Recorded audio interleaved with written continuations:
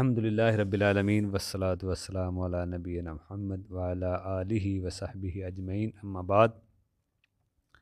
اسلام اور اندھی تقلید، اس موضوع پہ ہم بات کر رہے ہیں کہ ائمہ اربعہ جب ان کے سامنے کوئی حدیث آتی، ان کو حدیث ملتی تو وہ اپنے پچھلے قول سے رجوع کر لیتے۔ امام احمد بن حنبل، امام ابو حنیفہ، امام مالک، امام شافعی، سب کا طرز عمل یہی تھا۔ حدیث کو وہ ترجیح دیتے تھے، حدیث کو ہی وہ آگے رکھتے تھے، حدیث پہ عمل کرتے تھے۔ ہمیں بھی یہی تعلیم ہے، جب ان کو قول حدیث کے سامنے ہو تو ہم حدیث کو ترجیح دیں، قرآن کو ترجیح دیں، ان کا قول چھوڑ دیں۔ اور ان کے شاگردوں نے بھی ایسے کیا ہے، انہوں نے خود بھی ایسے کیا ہے، ان کے شاگردوں نے بھی ایسے کیا ہے۔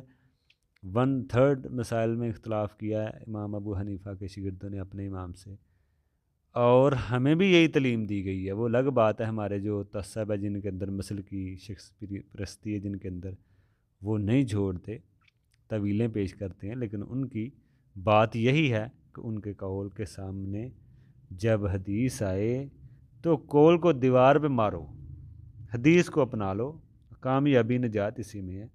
ہمیں پیروی جو کرنے کا حکم گیا، اللہ تعالیٰ فرماتا ہے میری طرف سے جو نازل کیا اس کی پیروی کرو۔ مطلب آپ قرآن حدیث کو سمجھو، ٹھیک ہے نا۔ تو جیسے امام ابن تیمیہ کا کہتے تھے کہ چاروں ائمہ کی تقلید کرنا حدیث کے ہوتے ہوئے جاہل اور گمراہی کی بات ہے، جاہلیت اور گمراہی کی بات ہے۔ وہ جاہل اور گمراہ شخص ہے کہ چار ائمہ کی تقلید کرتا ہے کوئی، اگر ان میں سے کوئی حدیث کے ہوتے ہوئے بھی پھر بھی ان کی تقلید کر رہا ہے، حدیث ہے واضح، دلائل میں آ گئی ہے، بخاری مسلم میں اور میں صحیح سند کے ساتھ، لیکن پھر بھی کسی چاروں یا کسی بھی امام کی وہ تقلید کر رہا ہے، قول پہ عمل کر رہا ہے، ان کے طریقے پہ عمل کر رہا ہے حدیث کے ہوتے ہوئے، تو وہ جاہل ہے اور وہ گمراہ ہے۔ ممکن ہے کہ وہ کہیں کافر نہ بن جائے۔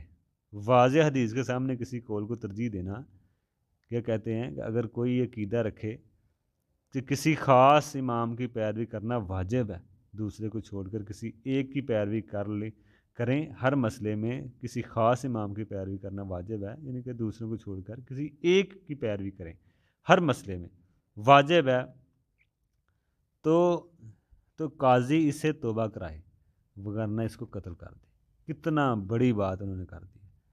کسی کو جو یہ عقیدہ رکھے انسان پر واجب ہے کسی ایک امام کی تقلید، مقلد بن جائے ہر مسئلے میں، اس کی بات مانے اور دوسروں کو نہ مانے، ٹھیک ہے نا، اسی کی مانے دوسروں کی نہ مانے، ایسے آدمی کی توبہ کرنے کی کہا جائے گا، نہیں کرتا تو اس کو قتل کر دیا جائے گا۔ افسوس ہے ان بھائیوں پر جو تقلید کرتے ہیں، ٹھیک ہے نا، افسوس ہے ان کے اوپر۔ یعنی کہ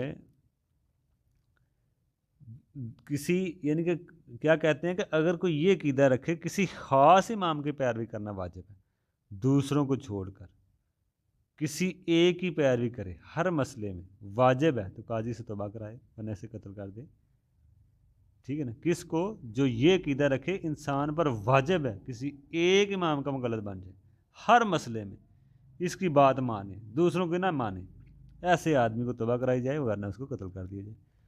لیکن کتنی افسوس کی بات ہے ان لوگوں پر جو تقلید کرتے ہیں، بلکہ دوسروں کو برا سمجھتے ہیں، جو تقلید نہیں کرتے ان کو برا سمجھ رہے ہوتے ہیں، ٹھیک ہے نا۔ حالانکہ برا ان کو سمجھنا چاہیے، جو تقلید کر رہے ہیں غیر مقلدین کو برا سمجھتے ہیں، ان پہ بات کرتے ہیں۔